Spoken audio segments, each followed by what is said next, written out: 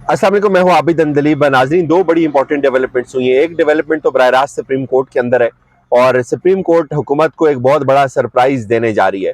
इसके साथ साथ आज एक घर के भेदी ने एक और लंका ढाई है।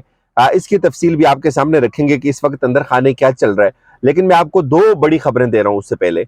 एक खबर तो ये कि बहुत सारे दोस्त जो लाहौर के अंदर हैं, जो लाहौर में रहते हैं, जो लाहौर से जर्नलिज्म करते हैं, उनसे ये मेरा सवाल है कि वो मुझे बताएं कि अगर तो उनको लाहौर की सड़कों के ऊपर कोई पीपल्स पार्टी के बैनर्स नजर आ रहे हैं या उनको बहुत ज्यादा झंडे जो पीपल्स पार्टी के वो नजर आ रहे हैं या पीपल्स पार्टी की कुछ मीटिंग्स नजर आ रही हैं, तो वो इस कमेंट सेक्शन में जरूर अपनी जो राय है उसका इजहार करें। चूंकि मैं आगे चल के आपको बताऊंगा कि इस वक्त पंजाब की हद तक एक नया मंसूबा जो सामने आ रहा है उसकी तफसीलात क्या है।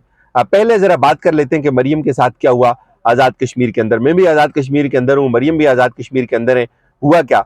हुआ वही जो कुछ उनके साथ लिबर्टी चौक के अंदर हुआ था और बहुत बुरी हुई है। पूरे वसाइल थे, सब कुछ था, सरकारी मशीनरी थी। यहाँ उनकी गो के नून लीग की सिर्फ 3-4 सीटें ये कौम यहाँ चूंकि मेंबर ऑफ लेजिस्लेटिव असेंबली होता है तो 4 सीटें थी उनकी, 4 लोगों ने इलेक्शन जीता था, लेकिन हुकूमत इस वक्त तकरीबन उनकी है।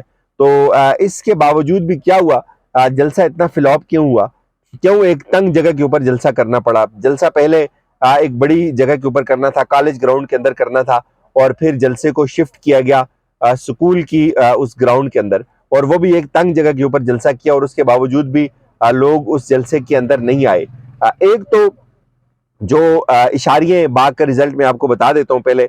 बाग के अंदर अगर इस नशिस्त के ऊपर इलेक्शन हो गया तो यहाँ पीपल्स पार्टी जीतेगी। ये आप रिजल्ट अभी लिख के ले लें। चूंकि कुछ लोगों को यहाँ तहफुजात थे कि रेंजर्स को भी बुलाया गया इस इलेक्शन में और उमूमी तौर पर पुलिस होती है जेके की, रेंजर्स को नहीं बुलाया जाता। रेंजर्स को क्यों बुलाया गया? लेकिन जाहिर अब रेंजर्स को तो बुलाया गया। और जो वहाँ के लोकल लोग हैं वो ये बता रहे हैं कि यहाँ जो पीपल्स पार्टी के उम्मीदवार हैं कमर जमान, उनके जो बेटे हैं वो इस इलेक्शन में बड़े मजबूत उम्मीदवार हैं। जो इसके बरक्स वहाँ से मुश्ताक मिन्हास हैं। मुश्ताक मिन्हास की हालत पतली है चूंकि ये सीट जो है वो खाली हुई थी तनवीर इलियास की नाहली के बाद, और तनवीर इलियास भी नायल हुए, जहांगीर तरीन भी नायल हुए, फैसल वाडा भी नायल हुए। तो तीनों नायलों ने मिलकर एक नई पार्टी बनाने की कोशिश कर दी और इनका पीछे जो हल्का है वो खाली हो गया। तो उस हल्के के अंदर जो मेरे जराए जो बता रहे हैं, जो मेरा सर्वे है वो ये है कि इस हल्के में पीपल्स पार्टी इलेक्शन जीतेगी। और मरियम के साहिबा के साथ वही हुआ जो 2 दिन पहले कश्मीर में पीसी के ऊपर वसुतुल्लाह खान और हमद मीर और आसमा शिराजी के साथ हुआ था। बहुत बुरी हुई है, जलसा पिट गया, फ्लॉप शो था, लोगों ने पार्टिसिपेट ही नहीं किया। और ये जो फुटेजेस हिना परवेज भट्ट साहिबा शेयर कर रही हैं वो बहुत तंग सी जगह के ऊपर है। आपको पता है कि जो बहुत तंग जगह होती है, तंग जगह के ऊपर ज्यादा लोग उमूमन नजर आते हैं। तो एग्जैक्टली उनके साथ भी वही हुआ है। कोई इतना कामयाब जलसा नहीं था और उनको बड़ी सुबकी हुई है इस जलसे के अंदर। अब पीपल्स पार्टी का मैं आपको लगे हाथ बता ही दूं। पीपल्स पार्टी में नाजरीन सूरत हाल ये कि जो अगला मंसूबा बन रहा है वो पंजाब के अंदर पीपल्स पार्टी को देने की पूरी तैयारी हो रही है।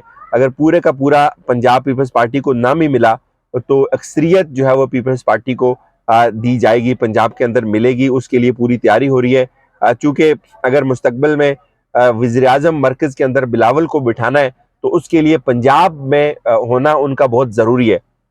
पंजाब के अंदर पीपल्स पार्टी की प्रेजेंस बहुत ज़रूरी है। तो इसलिए आप कुछ इतलात ये भी हैं कि कुछ लोगों को पीपल्स पार्टी के अंदर शामिल किया जाएगा, बड़े बड़े लोगों को पीपल्स पार्टी अकोमोडेट करेगी। और दूसरी तरफ जो जहांगीर खान तरीन की जो ग्रुप है वो अभी तक उनका ऐलान होना था, उस पार्टी का ऐलान होना था, अभी तक कोई हतमी शक्ल सामने नहीं आ सकी उसकी कि कितने लोग होंगे। क्योंकि जो बंदा वहां जाता है मुज़ाकरात के लिए वो सबसे पहली डिमांड ये रखता है टिकट, टिकट के साथ पैसा भी दें, टिकट भी दें और फिर वोट भी दें। तो जाहिर है इतनी चीजें तो जहांगीर तरीन खान के पास नहीं है। टिकट भी है तो वो टिकट कितने लोगों को जो है वो दे सकते हैं। तो उस ग्रुप की भी हालत बड़ी नाजुक है। लेकिन यहाँ पे आज सुप्रीम कोर्ट जो है वो उसके अंदर एक बड़ा अपसेट हुआ है। पहले जरा ये बात कर लें कि जो अंसार अब्बासी साहब ने एक खबर दी है। अंसार अब्बासी साहब आपको पता है कि वो बड़े बाखबर साफ़ी हैं। आजकल जो जितनी भी खबरें उन्होंने इससे पहले दी हैं वो तकरीबन जो है वो ठीक साबित हुई हैं। और वो अब जो ये खबर दे रहे हैं उन्होंने एग्जैक्टली वही खबर दी है जो आज से 3 रोज़ पहले मुजीबुर रहमान शामी साहब ने दी थी और इसके ऊपर हमने वीडियो भी की थी। और मुजीबुर रहमान शामी साहब ने भी यही कहा था शहजाद इकबाल साहब के शो में कि उस वक्त तक इलेक्शन नहीं होंगे जब तक तहरीक इंसाफ को कंट्रोल ना कर लिया जाए। तो अब भी ये जो कह रहे हैं ये आप इनकी सुन लें।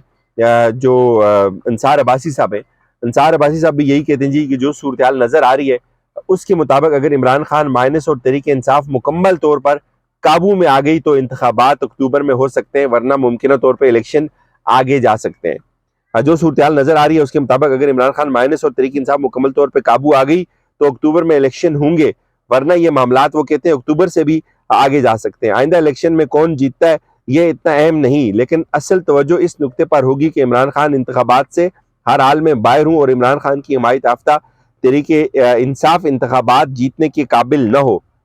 इमरान खान और उनके चंद एक साथियों को शायद अभी तक इदराक नहीं कि 9 मई के बाद जो है वो कितना बड़ा हमला था और इसके बाद क्या हो रहा है। ये आगे जो खबर है ये आप इसको सर्च करके कर सकते हैं, ये आपको मिल जाएगी। ये हर जगह इसको siyaset.pk ने भी ट्वीट किया हुआ है। अब सवाल ये है कि ये इतना बड़ा साफी होने के बावजूद भी ये बंदा जो है वो इस खबर को दे रहे हैं। जाहिर है इनके सोर्सेज होंगे, ये खबर दे सकते हैं, लेकिन इनसे कोई ये बात नहीं पूछ रहा कि ये मुल्क के अंदर आईन है, 90 दिन है, अदालतें हैं, ये सब क्या एक तरफ रखा जाएगा? लेकिन जाहिर है उसकी कोई बात हो नहीं सकती। बहरहाल सुप्रीम कोर्ट की तरफ वापस आते हैं। सुप्रीम कोर्ट में आपको पता है एक दफा फिर अब लगता है कि ठन जाएगी पार्लियामेंट में और सुप्रीम कोर्ट के दरमियान। इससे पहले बड़ा गुस्सा है उमर अता बंदियाल साहब को और वो अपनी बारी का इंतजार कर रहे हैं। ये बात हम आपको बारहा बता चुके हैं, लेकिन अब जो है अब हुआ है, अब मामला थोड़ा डिस्टर्ब हुआ है। डिस्टर्ब ऐसे हुआ है कि आपको याद है जब सुप्रीम कोर्ट ने एक जो एक्ट था पार्लियामेंट का उसको रिवर्स किया, प्रोसीजर एंड प्रैक्टिस बिल जो था उसको रिवर्स किया 8 मेंबर बेंच बिठा के। उसके बाद हुकूमत ने अचानक से वो काम हासिल किया, दोबारा से सुप्रीम कोर्ट के जो जजमेंट्स एंड ऑर्डर्स जो है वो उसका रिव्यू एक्ट लाया, और वो भी अचानक से लाया, इतना अचानक से लाया कि अटॉर्नी जनरल रोस्टम के ऊपर आए और उन्होंने कहा जी कि माय लॉर्ड आप छुट्टी करें, आप ये बेंच वेंच फारिग करें, हमारा चूंकि मामला बन गया, हमने एक एक्ट मंजूर करवा लिया है और उसकी रोज से अब आप यहाँ बैठ नहीं सकते। जब वो लेके आए तो सारे सरप्राइज थे कि ये क्या हो गया, ये कैसे यहाँ लेके आ गए। तो उसके बाद एग्जैक्टली क्या हुआ कि अब जो है वो उस सुप्रीम कोर्ट रिव्यू जो था, रिव्यू एंड ऑर्डर जो जजमेंट है उसको जो है वो अब चैलेंज कर लिया है। रियाज हनीफ राई साहब ने इस एक्ट को चैलेंज किया है और उन्होंने सुप्रीम कोर्ट के अंदर जो दरखास्त दी है उसमें उन्होंने ये कहा है ये एक तो ये जो इन्होंने एक्ट बनाया ये बुनियादी आईनी जो ढांचा है उससे भी मुतसादम है, और फिर उन्होंने ये कहा कि पार्लियामेंट अमूमन कानून साजी से नजरसानी का दायरा इख्तियार नहीं बढ़ा सकती। और जो इसमें सबसे अहम नुक्ता है जो मुझे लगता है कि ये एड्रेस हो सकता है, इसके ऊपर बहुत ज्यादा तनाव बढ़ेगा, उमर अता बंदियाल इसमें हुकूमत को खड़का भी सकते हैं। वो नुक्ता ये है कि ये नजरिया जरूरत के तहत बनाया गया एक एक्ट है। नजरिया जरूरत के तहत कोई भी चीज बनाई जाती है तो वो उसकी अहमियत नहीं होती, या इसमें कुछ मखसूस हालात के अंदर इस एक्ट को बनाया गया है, तो इसलिए ये आइन का जो बुनियादी प्रीएम्बल है, जो बुनियादी ढांचा आइन का, ये उससे मुतसादम है, लिहाजा इसको कलअदम करार दिया जाए।